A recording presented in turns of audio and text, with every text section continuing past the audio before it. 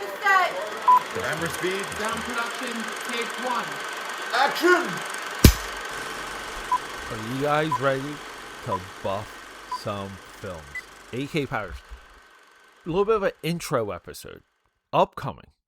We will be doing a lot of Street Fighter, so we have a Street Fighter series. Upcoming. That's what she said. We have Mortal Kombat. We will have a Mortal Kombat series. This is also in congruency with our baseball series and with our femme fatale or hot girl female assassin series. We have 4 different series outside of our regular feed. Our regular feed is 8 a.m., 8 p.m., twice a day, Monday through Friday. You get 2 movie drops. On the weekend, you guys know, 8 a.m. is animation, 8 p.m. is documentary. And we are rocking and rolling. We're prepping. We're just kind of in the sprint now to get enough of these episodes rendered so we could publish them. But what we're talking about today is the Street Fighter franchise versus the Mortal Kombat franchise. If you're not familiar, both of these franchises are based on what's called fighting games, where you as player 1, me as player 2, we put in our quarters, we're going to fight, and we select our guy, and then here we go. We got 3 rounds, best 2 out of 3 wins. Street Fighter innovated all of this on the ground level, where they introduced what was called special moves. Now, a little bit of this future advertised on the arcade cabinets. You would have to buy magazines and some of the trades. For me, my experience was people talking about it. People said you could do a super punch and you could do a fireball. And so some of these guys would be, they could electrocute you. And you're just like, what? And I remember going, I would go to the arcade and watch some of the older kids pull off these moves. You would have to ask them. You have to get the balls to do it. You would have to say, how'd you do that move? They would have to tell you because you were a crying young kid, like you were in my case. And then when it comes to Mortal Kombat came a little bit later. Same type of game. Looked to me, always looked weird, looked janky. It was like, what is this? But Mortal Kombat, at the end of the match, you could do something else. They were called fatalities. So you do a couple buttons, a couple joystick moves, and your character would rip out the heart of the other character. And it was fatality. Mortal Kombat also had special moves. But when these 2 movies came out, 94, Jean-Claude Van Damme, perfectly cast as Guile. What he walks into is a attempt to make sense out of the insensible. Which one of those words is the good one? You pick. What am I talking about? Street Fighter, not very good with the story. It's just not there. But here's the magic. Through casting, because the Street Fighter 94 is one of the best stacked casts of the entire 90s. No one speaks of it this way. The solutions that they find for this wacky Street Fighter idea, which is world warriors, people from around the world with special powers, and they fight. They fight in the tournament, and they go up against a guy named M. Bison. I'm not getting into any of the international names or renames of these characters. But some of you might know M. Bison as Vega.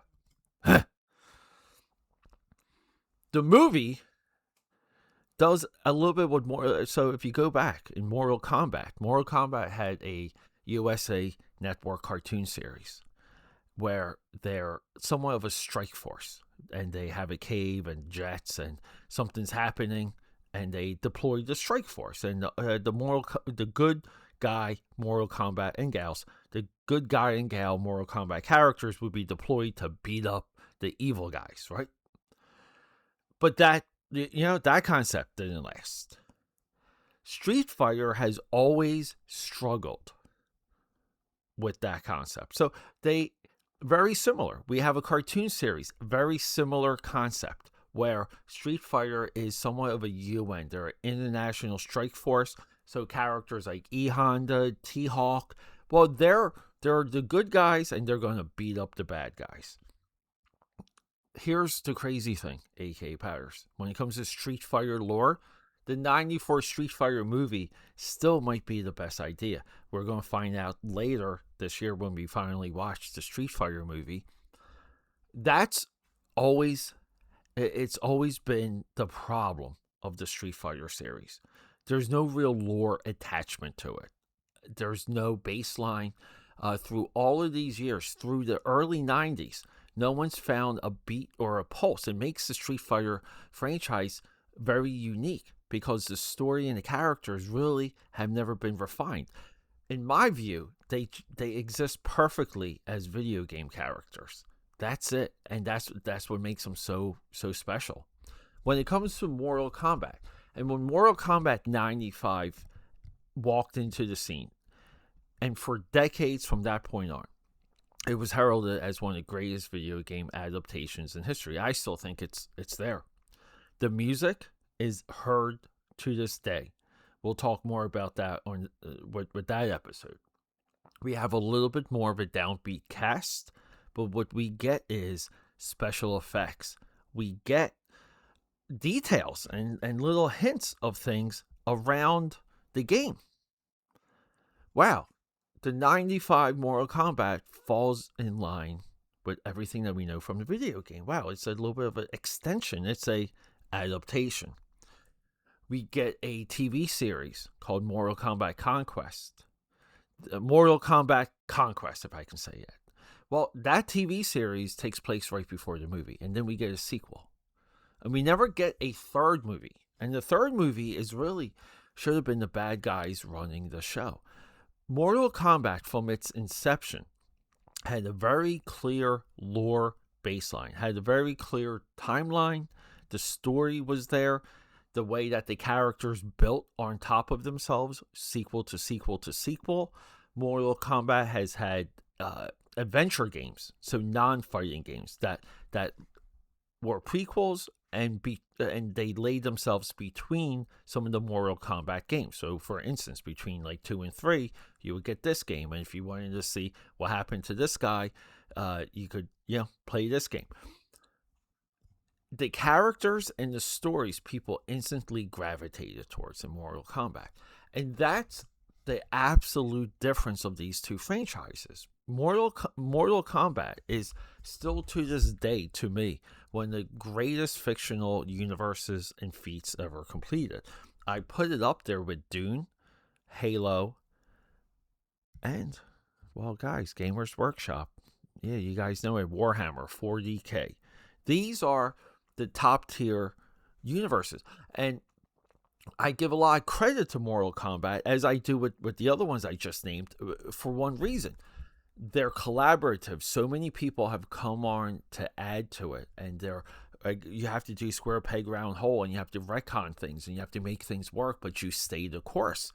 Those franchises, and I understand 40K has had its criticisms recently. They have stayed the course and gave us one amazing tapestry. Street Fighter, on the flip side, I think, doesn't have a great storyline. Very hard to adapt, but has some of the greatest characters ever created. They just don't need a lore. They exist merely for being there. A little bit like Barbie, and as we have seen in the Barbie movie, Barbie herself doesn't have much of a story. There's all this we have to kind of stretch our limbs and go for other things for a Barbie movie, which that movie does highly successfully, by the way. No way will I disparage Barbie. But yeah, AK Powders, that's the major difference between the two franchises. Street Fighter, the better characters. Mortal Kombat, the better story. And that's that. All right, I just thought we would prep a little bit of what's coming, and we have new movies from both of these video game juggernauts coming to you in 2026. I'm excited for both. I love you guys. Rock and roll. Okay, that's a wrap.